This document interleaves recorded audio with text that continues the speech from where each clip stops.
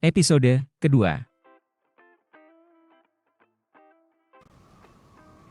Scene beralih ke Desember 2003, Mi-hyun sedang menggendong Bong-suk dalam sebuah perjalanan di tengah musim salju. Mereka sedang mencari rumah untuk disewa, sebelum itu mereka mampir ke sebuah restoran.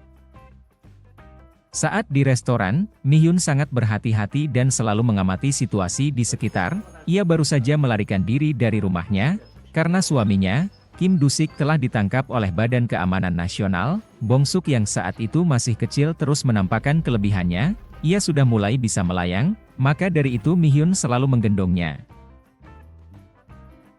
Mereka menemukan sebuah gedung yang cukup luas dan menyewanya, karena sering digendong. Di situ Bong-suk mulai belajar berjalan, meskipun ia terus melayang lagi, Mi-hyun tetap tidak menyerah mengajari Bong-suk.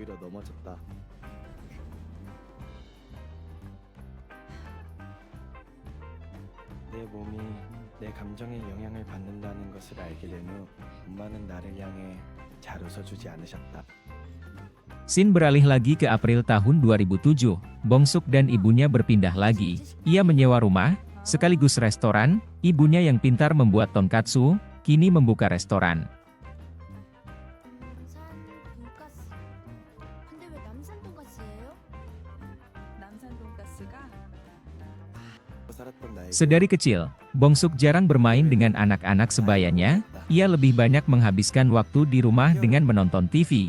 Ibunya sangat khawatir jika Bong-suk bermain dengan anak-anak lain. Ia bisa melayang tiba-tiba jika emosinya tidak terkendali. Suatu ketika, Bong-suk sedang bermain bersama teman-temannya. Ia tidak sengaja menunjukkan kemampuan melayangnya. Hal itu terlihat oleh seorang laki-laki, dan ternyata ia adalah kepala sekolah SMA Gumwon. Keesokannya, Mi-hyun dipanggil oleh guru. Ada seorang teman Bong-suk yang mengikuti cara Bong-suk melayang, tapi tidak berhasil dan ia terjatuh. Mi-hyun mendapat peringatan dari guru, ia lalu memberitahu Bong-suk agar tidak melakukannya lagi. Beralih lagi ke masa kini, seperti biasa Bong-suk berangkat sekolah menggunakan bus. Dalam perjalanan Bong-suk melihat Hae-so sedang berlari di tengah hujan, sekaligus ia sedang berlatih untuk ujian masuk universitas. Misi kedua Frank dimulai. Orang yang harus Frank cari adalah Bong Pyong. Bong Pyong adalah ayah dari si supir bus yang biasa mengantar Bong-suk sekolah. Saat memutar balikan mobilnya, Frank hampir tertabrak oleh bus yang dikendalikan oleh anaknya Bong Pyong. Saat di gerbang sekolah, karena terburu-buru, tak sengaja Bong-suk tersenggol oleh Hee-so, dan terpental agak jauh. Hal ini membuat Hee-so merasa aneh.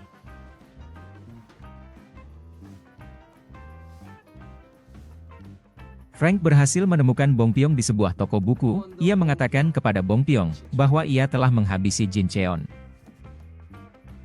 Pertempuran terjadi antara Frank dan Bong Pyong. Bong Pyong yang mempunyai kemampuan listrik, memegang sebuah baterai dan berubah menjadi manusia listrik. Pertempuran sengit terjadi.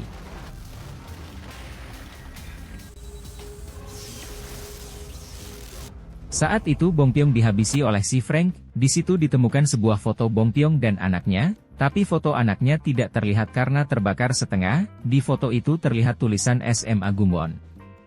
Beralih ke sekolah, Hae-so yang saat itu akan berolahraga, meminjam baju olahraga kepada Bong-suk, karena baju yang ia pakai sudah berkeringat akibat lari menggunakan jas hujan tadi.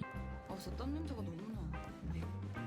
Lalu Hae-so berganti pakaian di tempat ganti auditorium. Salah seorang murid yang bernama Bang Ki-so mengikuti Hae-so. Tanpa sepengetahuannya, Gang Hun pun mengikuti Bang Ki-so. 그 인간 믿고 나대다가 나한테 피타지 왜 하냐고. Singkat cerita, sebelum Hae-so direkomendasikan masuk jurusan olahraga di universitas, Bang Ki-so adalah orang yang direkomendasikan. Namun sayangnya, Bang Ki-so mengalami cedera pada saat latihan, dan ia tidak bisa lanjut masuk universitas jurusan olahraga. Ia memiliki sikap iri kepada Hae-so. Karena mengganggu rencananya, Bang Ki-so mengajak Gang Hun untuk berduel di belakang sekolah. Gang Hun yang sadar akan kemampuannya nyaris saja menghabisi Bang Ki-so. Gang Hun memiliki kemampuan dari segi kekuatan dan kecepatan.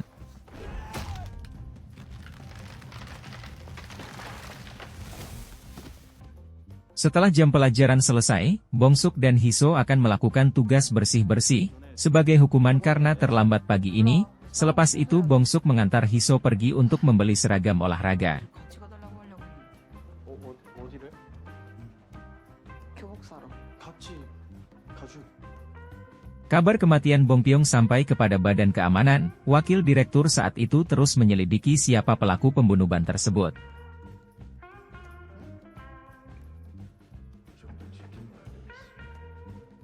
Sementara itu, Mihyun juga sama sedang meneliti kabar tentang pembunuhan itu.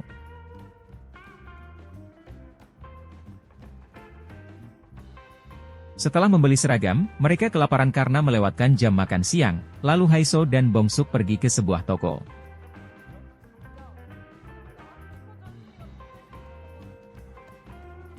Waktu menjelang malam, Bang Kiso baru tersadar, ia terluka parah akibat berkelahi dengan Gang Hun. Kemudian Frank melanjutkan misinya, ia bergegas untuk misi selanjutnya, yaitu membunuh orang yang ada di daftar nomor 3.